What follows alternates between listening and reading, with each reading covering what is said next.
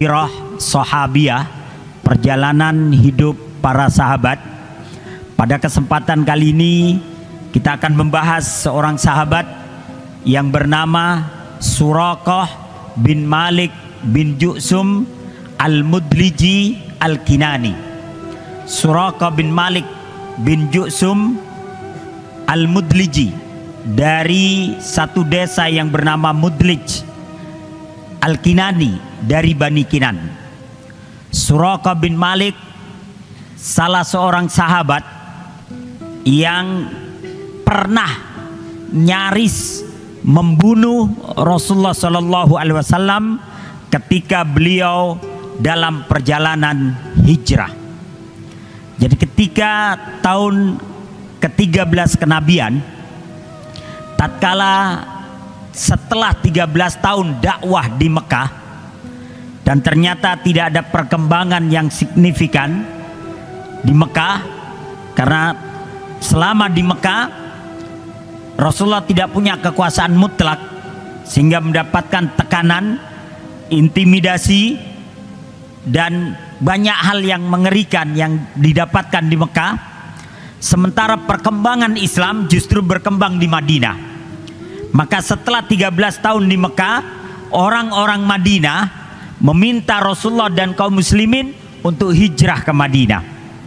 Maka di tahun ke-14 kenabian, Rasulullah memerintahkan kaum muslimin untuk hijrah ke Madinah. Maka setelah sahabat-sahabat sebagian besarnya telah hijrah ke Madinah, maka Rasulullah Shallallahu Alaihi Wasallam yang ketika itu Abu Jahal telah menyiapkan 7 orang pemuda yang sudah dilatih untuk membunuh Rasulullah Shallallahu Alaihi Wasallam. Maka kemudian Allah perintahkan Nabi untuk hijrah malam harinya, sehingga kemudian itu diabadikan dalam surat dalam Al-Quran, surat Al-Anfal ayat 30. Wa idh yamkuru bikal ladzina kafaru liyusbituka aw yaqtuluka aw yukhrijuka wa yamkuruna wa yamkurullah wallahu khairul makirin. Dan ingatlah wahai Muhammad, ketika orang-orang kafir Quraisy itu mereka mempunyai tipu daya kepadamu, liyusbituka, untuk menawanmu, au yaqtuluka, atau untuk membunuhmu, au yukhrijuka, atau ingin mengusirmu dari Mekah. Wa yamkuruna wa yamkurullah, mereka telah membuat tipu daya terhadapmu. Wa yamkurullah, tapi Allah membuat tipu daya kepada mereka. Apa tipu daya Allah? Yakni menghijrahkan Nabi dari Mekah menuju Madinah. Wa yamkurullah wallahu khairul makirin, dan Allah sebaik-baik pembuat tipu daya untuk orang-orang kafir itu.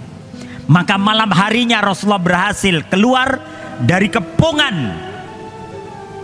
pemuda-pemuda Quraisy yang sudah terhunus pedangnya. Dengan cara apa? Allah menidurkan mereka semua, sehingga mereka tidak bisa melihat Nabi ketika Nabi keluar dari rumahnya. Maka itu kemudian diabadikan dalam surat Yasin. Wa ja'alna min baini aidihim saddan wa min khalfihim saddan fa aghsyainahum fahum la yubsirun.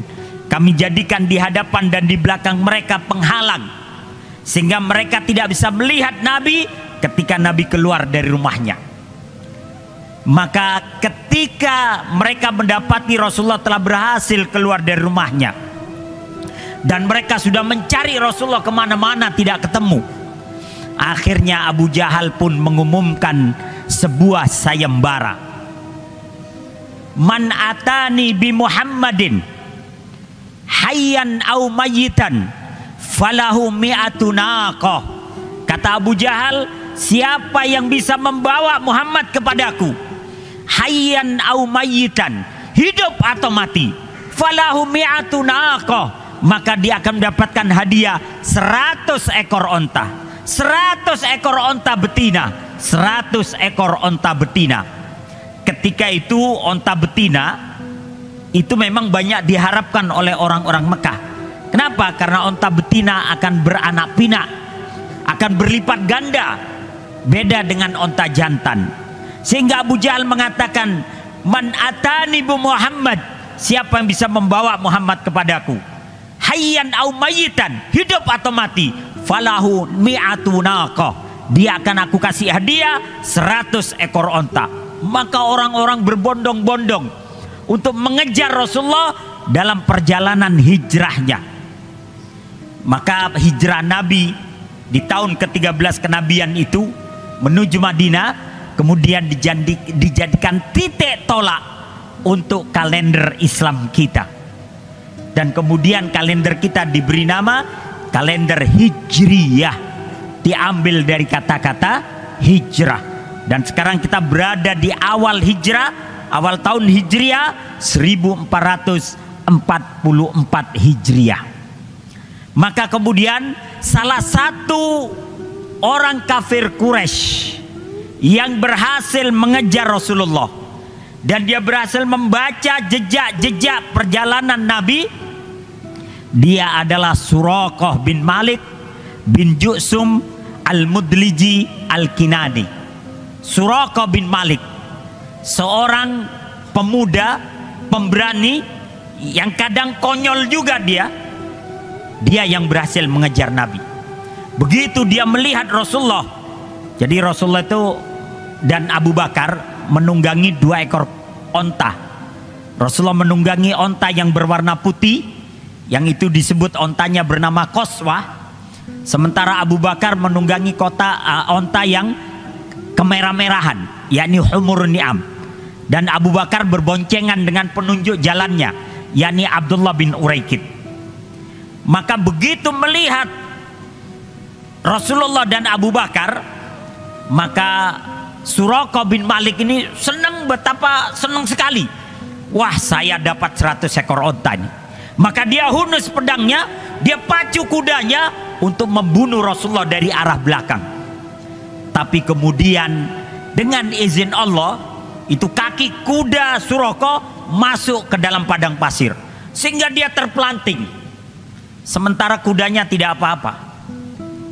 Kemudian dia berusaha berdiri lagi, dia angkat lagi kaki kudanya, dia pacu lagi, masuk lagi ke dalam kaki depan kudanya ikut ke dalam padang pasir. Dia terpelanting lagi.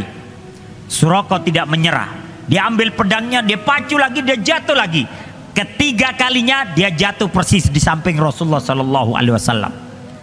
Maka kemudian Suraqah berpikir, innahu mamnu'un wa dhahir. Ini orang kayaknya ada yang jaga, dan kayaknya ini orang selalu menang gitu. Kok saya 3 kali terpelanting? Akhirnya Rasulullah turun dari ontanya, Rasulullah ambil pedangnya.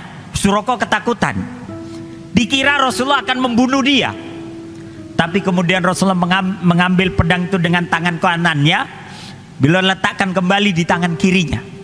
Kemudian Rasulullah mengulurkan tangannya kepada Suraqah bin Malik. Kata Nabi, berdirilah, berdirilah, aku tak hendak membunuhmu. Maka mendengar kata-kata Nabi bahwa dia tidak akan membunuh, maka kemudian Suraqah pun mengulurkan tangannya. Dan Suraqah terheran-heran, ini orang mau saya bunuh, justru dia menolong saya dari kejatuhan. Maka begitu dia berdiri, Rasulullah bertanya, man anta, siapa kamu? Ana Suraqah ibnu Malik bin Ju'sum min Mudlij al-Kinani. Saya Suraqah bin Malik bin Ju'sum, saya dari sebuah desa namanya Al-Mudlij dari Bani Kinan. Maka kemudian Rasulullah bertanya, madza turid, apa yang kau inginkan dariku? Fa inni uridu aktuluk, saya awalnya ingin membunuhmu wahai Muhammad. Lianna qaumuka ja'alu mi'atu naqatin liman hamalaka ilaihim, karena kaummu telah memberikan 100 ekor onta bagi siapa saja yang bisa membawamu hidup atau mati kepada mereka. Walakin a'lamu, tapi sekarang saya tahu, kata Suraqah, innaka lamamnu'un wa zahir, engkau ini sepertinya ada yang menjaga wahai Muhammad, dan saya yakin suatu saat kau akan membawa kemenangan. Fa inni asyhadu an la ilaha illallah wa annaka rasulullah, dan sekarang saya bersaksi bahwa tidak ada yang layak untuk disembah kecuali hanya Allah dan engkaulah Rasulullah. Maka Anda bisa bayangkan, orang yang tadinya punya niat, punya keinginan untuk mendapatkan 100 ekor onta. Pak, 100 ekor onta itu kalau satu ekor onta 45 juta, dikalikan 100, itu hadiahnya 4,5 miliar, Pak. Untuk hidup 7 turunan cukup itu kayaknya. Itu dilepaskan oleh Suraka begitu dia mengetahui Rasulullah Shallallahu Alaihi Wasallam. Allah Subhanahu Wa Taala membalik hati itu hanya dalam waktu beberapa menit saja. Tidak lama buat Allah untuk merubah hati seseorang. Tidak lama bagi Allah untuk merubah keimanan dan keyakinan seseorang. Maka Suraka yang tadinya masih kafir beberapa menit yang lalu, sekarang dia bersyahadat dan meninggalkan 100 ekor onta itu, justru kemudian dia menjaga Rasulullah Shallallahu Alaihi Wasallam. Maka Suraka kemudian berkata, ya Rasulullah, saya akan membantu Anda apapun kebutuhan Anda. Saya akan suplai kebutuhan Anda dalam perjalanan. Maka Rasulullah menyatakan, akhfi anna ya Suraka, sembunyikan jalur perjalanan kami wahai Suraka. Af'al ya Rasulullah, saya akan lakukan ya Rasulullah, saya akan lakukan. Kemudian Rasulullah tersenyum. Kata Rasulullah, ya Suraka, kaifa bika ya Suraka, lau labista siwarai Kisra fil muqbil. Wahai Rasulullah, wahai Suraka, kata Nabi, apa pendapatmu wahai Suraka, kalau suatu saat nanti kau akan memakai baju kebesaran Kaisar Kisra? Kisra ya Rasulullah, Kisra sahibu Faris. Saya akan pakai baju kebesaran Kisra, Raja Persia. Iya, kata Nabi. Naam, kata Nabi. Iya, kau akan memakainya. Laqad ra'aituka muqbila, aku telah melihat engkau nanti di masa yang akan datang, kau akan memakai baju kebesarannya, mahkotanya, gelang tempurnya, sepatunya, bahkan pedangnya dan semua perhiasannya. Ana ya Rasulullah, saya ya Rasulullah. Ya. Maka gembiranya itu Suraka bin Malik. Kemudian dia menyatakan, ya Rasulullah, berangkatlah, aku akan jaga jalur ini. Maka Suraka kemudian berada di jalur itu selama berhari-hari. Setiap ada orang-orang kafir Quraisy yang melintas di jalur tersebut, Suraka mengatakan, pergilah kalian dari jalur ini, karena aku semenjak aku menghadap kalian, aku tidak melihat siapapun kecuali kalian. Tidak ada Muhammad lewat di sini, tidak ada Abu Bakar lewat di sini, tidak ada siapapun. Saya orang yang paling mengerti tentang tanah ini. Maka semua orang diusir tuh, Pak. Sehingga setiap kali ada rombongan lewat situ dikembalikan oleh Suraka, sehingga Rasulullah selamat ke Madinah. Maka Suraka kemudian menyembunyikan keislamannya. Dia tetap berada di orang-orang Quraisy, tapi dia menyembunyikan keislamannya. Dia baru menampakkan keimanannya setelah terjadinya perjanjian Hudaybiyah, yakni 6 tahun kemudian setelah Rasulullah 6 tahun berada di Madinah. Sehingga ketika 2 tahun Rasulullah berada di Madinah dan terjadi perang Badar, Syekh Safiur Rahman Al-Mubarakfuri dalam kitabnya Ar-Rahiqul Maktum menyatakan bahwa di tahun ke-2 Hijriah, ketika Nabi sudah 2 tahun berada di Madinah, terjadi pertempuran Badar itu, di mana tidak semua orang Mekah Quraisy Mekah itu tidak ikut semua bertempur. Kenapa? Karena mereka merasa bahwa yang hijrah itu adalah saudara mereka. Maka Presiden Quraisy, yakni Abu Sufyan, tidak mau ikut bertempur dalam perang Badar itu.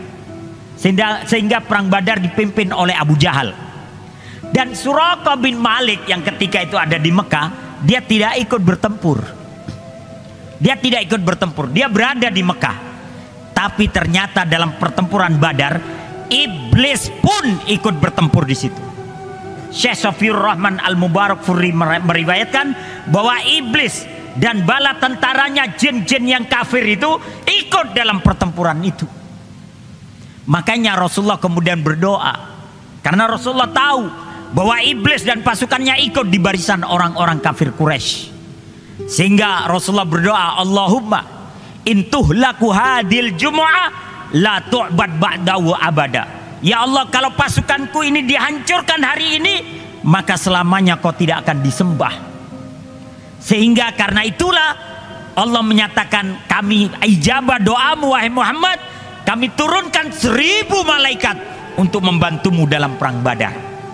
Maka iblis ketika itu Pak menyerupakan diri dalam wujud Suraqah bin Malik bin Ju'sub. Padahal Suraqahnya ada di Mekah.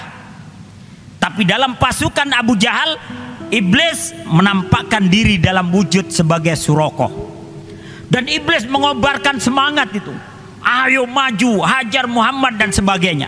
Begitu terjadi pertempuran, Allah turunkan malaikat, iblis ketakutan. Dia melarikan diri. Sehingga Abu Jahal itu bertanya, ya Suraqah, mau kemana kamu? Tadi kamu paling berani, sekarang kamu kabur. Apa kata iblis yang dalam wujud Suraqah? Inni ara ma la taraun. Saya melihat apa yang tidak kalian lihat. Karena dia melihat malaikat. Maka Suraqah bin Malik melarikan diri, yang dia sebenarnya adalah iblis. Dia melarikan diri dengan kuda-kudanya dan mencemplungkan diri ke dalam laut bersama kuda-kudanya. Iblis saja dedengkotnya setan itu kabur Pak, apalagi jin-jin yang lain. Sehingga dalam perang Badar itu Allah berikan kemenangan. Dan itulah perang yang tercepat, hanya berlangsung sekitar 2 jam menurut para ulama. Dan dalam waktu singkat kalah semua itu orang-orang kafir Quraisy. Padahal jumlah Nabi dan kaum muslimin hanya 313, sedangkan mereka 1000 orang. Kenapa? Yang membantu mereka kabur. Iblis pun lari dari medan Badar. Jin-jin itu pun lari dari medan Badar. Sehingga mereka terheran-heran, bukankah Suraqah itu ada di Mekah? Kenapa dia berada di medan Badar? Ternyata itu adalah iblis. Maka ketika 6 tahun kemudian, tatkala terjadi perjanjian Hudaybiyah, perjanjian damai antara kaum muslimin dengan Quraisy Mekah. 2 poin yang penting itu dalam perjanjian. Yang pertama, tidak akan terjadi pertempuran dan tidak akan saling menyerang antara Quraisy Mekah dengan kaum muslimin Madinah selama kurang lebih 10 tahun lamanya. Dan ini poin penting buat Nabi dan para sahabat, sehingga mereka bisa berdakwah kapan saja, baik ke Mekah ataupun sebaliknya di Madinah. Dan yang kedua, poin berikutnya, orang-orang Mekah boleh bergabung dengan Rasulullah. Begitu pula orang-orang Madinah boleh bergabung dengan orang-orang Mekah. Begitu sebaliknya. Maka begitu ini perjanjian diumumkan, Suraqah bin Malik yang selama ini menyembunyikan keislamannya, maka dia kemudian menampakkan keislamannya. Kenapa? Sudah aman. Begitu perjanjian berjalan setahun, Khalid bin Walid yang merupakan panglima perang berkuda kaum kafir Quraisy masuk Islam. Kemudian Amr bin As yang merupakan menteri luar negerinya Quraisy masuk Islam juga. Kemudian Utsman bin Tolha yang kalau sekarang itu menteri pariwisata, pemegang kunci Ka'bah, itu kemudian masuk Islam. 3 orang pemuda tokoh penting masuk Islam, datang ke Madinah. Karena mereka 3-3-nya datang ke Madinah, Suraqah bin Malik ikut ke Madinah. Sehingga Rasulullah SAW menyatakan, Inna Makkata qad allaqat ilaina aflada kabidiha. Sesungguhnya Mekah telah memberikan buah hatinya kepada kita. Nah, karena kekhawatiran orang Quraisy ini, perjanjian baru setahun, kok kemudian udah banyak yang masuk Islam. Maka mereka khawatir, bagaimana kalau 10 tahun? Akhirnya Quraisy menyerang Madinah. Dan kemudian karena penyerangan itu, Rasulullah membatalkan perjanjian damai dan Rasulullah menaklukkan Mekah tanpa pertumpahan darah. Maka kemudian Suraqah hidup di Madinah sampai Rasulullah SAW wafat. Dan kemudian pada zaman Abu Bakar, Suraqah tetap ikut berjihad.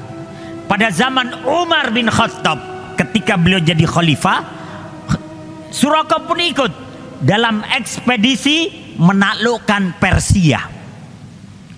Maka kemudian ketika Persia, negara adikuasa kedua setelah Romawi, menyiapkan 130.000 pasukan untuk menyerang kaum muslimin, maka Umar menyiapkan 30.000 pasukan. Ada yang menyebutkan 40.000 pasukan. Jadi 130.000 pasukan Persia melawan 40.000 kaum muslimin. Kekuatan yang tidak berimbang. Dan dalam pasukan kaum muslimin ada Suraqah. Dan dipimpin pasukan kaum muslimin itu oleh Sa'ad bin Abi Waqqas, seorang pemanah kaum muslimin yang tidak pernah meleset panahnya. Sebelum terjadi pertempuran, Sa'ad bin Abi Waqqas mengirimkan seorang negosiator yang bernama Al-Mughirah bin Syu'bah. Maka kemudian Rustum, panglima perang Persia, berada dalam kemahnya yang indah itu, bilang kepada kepada pengawalnya, bikin pintunya agak pendek supaya nanti Al-Mughirah masuk ke dalam kemahku dalam keadaan tertunduk kepalanya dan membungkuk seolah-olah dia sujud kepadaku. Karena Rustum ini senang kalau didewa-dewakan. Tapi ternyata Al-Mughirah pintar. Dia masuk ke dalam kemahnya Rustum dengan cara berbalik badan dan membungkukkan pantatnya buat si Rustum. Maka Rustum marah itu, kamu menghina saya.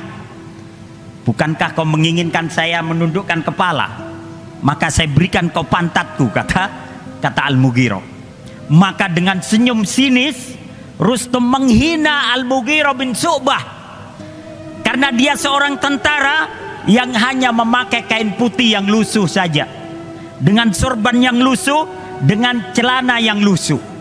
Sedangkan Rustum dengan pakaian sutra yang luar biasa, yang halus mahal luar biasa, dengan atribut kemiliteran yang menempel di pundaknya dan di dadanya, menunjukkan bahwa dia seorang panglima. Maka melihat kelusuhan Al-Mughirah bin Syu'bah, maka Rustum menghina dengan mengatakan, na'lamu annama akhrajakum illal ju' fahalumma farji'u wa nafridu likulli wahidin minkum kiswatan wa ta'ama wa numalliku alaikum mayyarfuku bikum inna la nastahi qatlakum wala asrakum. Kata Rustum dengan penghinaan, kami tahu kalian keluar dari negeri kalian karena kalian miskin dan lapar. Jadi kaum muslimin dihina miskin dan lapar. Fahalumma farji'u, kemarilah kalian, dan setelah itu kembalilah ke negeri kalian. Kami akan berikan pakaian dan makanan buat kalian, dan kalian akan kami ganti pemimpin kalian Umar itu dengan pemimpin dari kami. Inna la nastahi qatlakum wala asrakum. Kami tidak punya selera untuk membunuh kalian, apalagi menjadikan kalian tawanan. Mendengar penghinaan ini, Al-Mughirah berkata, la walladzi la ilaha illahu, demi Allah yang tidak ada Tuhan selain dia, bukan kemiskinan dan lapar yang membuat kami keluar. Innama nakhruju linukhrijakum min ibadati bainakum ila ibadatillahi wahda. Kami keluar karena kami ingin mengeluarkan kalian dari penyembahan sesama kalian untuk menyembah Allah semata. Wa minad diyaqid dunya ila wusil akhirah. Kami ingin mengeluarkan kalian dari sempitnya dunia untuk menuju akhirat yang luas. Wa minad dzulmi bainakum ila adalatil Islam. Dan kami ingin mengeluarkan kalian dari kezaliman sesama kalian menuju adilnya Islam. Kemudian Al-Mughirah berkata, ya Rustum, afa ba'da an auhanna mulkakum wa adafna azmakum narji'u ankum la hatta tu'tul jizyata an yadim wa antum saghirun au tuslimu wa tusallimu au nuqatilukum ila akhiril a'mar. Wahai Rustum, apakah ketika kami telah siap meruntuhkan kerajaanmu dan ketika kami telah siap memporak-porandakan kekuatanmu, kami harus pulang dengan tangan hampa? Tidak, kami tidak akan kembali sampai kalian membayar upeti kepada kami dan kalian kecil di hadapan kami. Atau pilihan yang kedua, autuslimu wa tusallimu, atau kalian masuk Islam dan kalian jadi saudara bagi kami. Atau kalian kalau tidak mau bayar upeti, gak mau masuk Islam, maka pilihan yang ketiga, au nuqatilukum ila akhiril a'mar, atau kami bertempur dengan kalian sampai tetes darah yang penghabisan, sampai ajal meregang nyawa, sampai maut menjemput jiwa. Rustum terkejut. Al-Mughirah, seorang prajurit biasa yang lusuh, memberikan 3 pilihan yang sulit. Maka kemudian Rustum berkata, wasyamsi la'abtulannakum ghoda, demi matahari akan kami bantai kalian esok pagi. Maka Al-Mughirah berkata, sata'lamu wa na'lam, kita lihat apa yang terjadi esok. Dan esok paginya terjadi pertempuran antara kaum muslimin 40.000 pasukan melawan Persia yang jumlahnya 140.000 pasukan. Maka dalam pertempuran itu Allah pun memberikan kemenangan kepada kaum muslimin, sehingga Rustum kemudian melarikan diri, menceburkan dirinya dan kudanya ke sungai Tigris.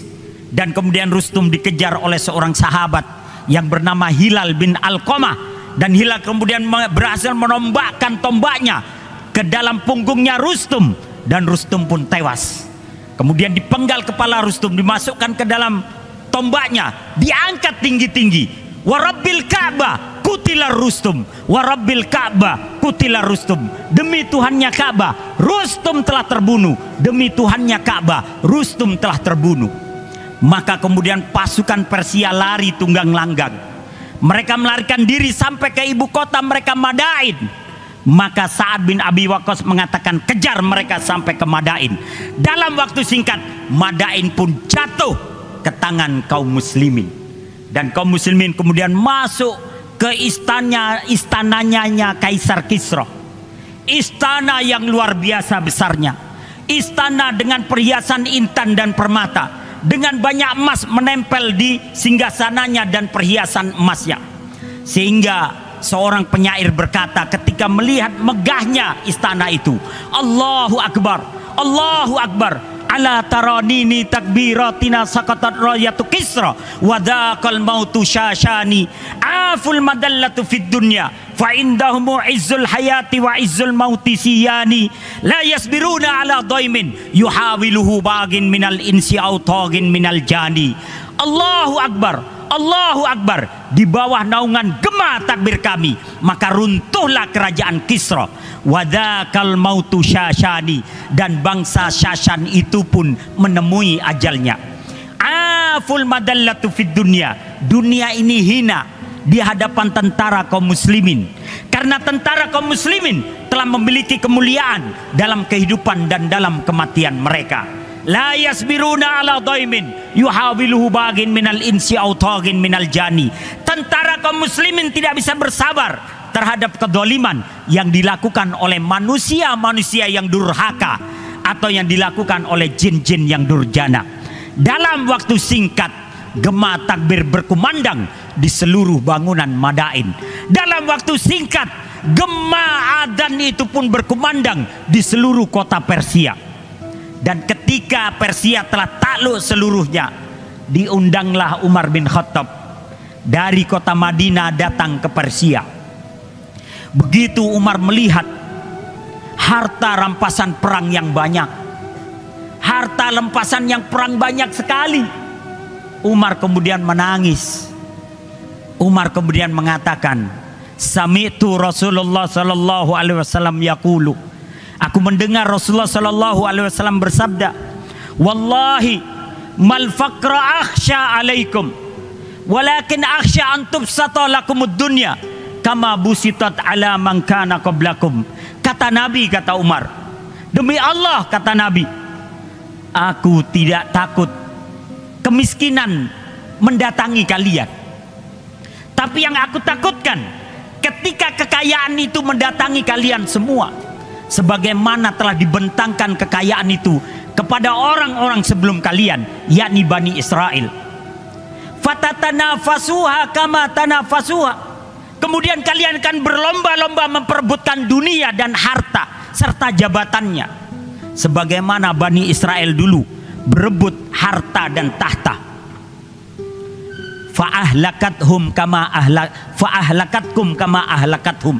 Maka kemudian dunia akan membinasakan kalian sebagaimana dunia telah membinasakan orang-orang Bani Israel. Menangis Umar itu.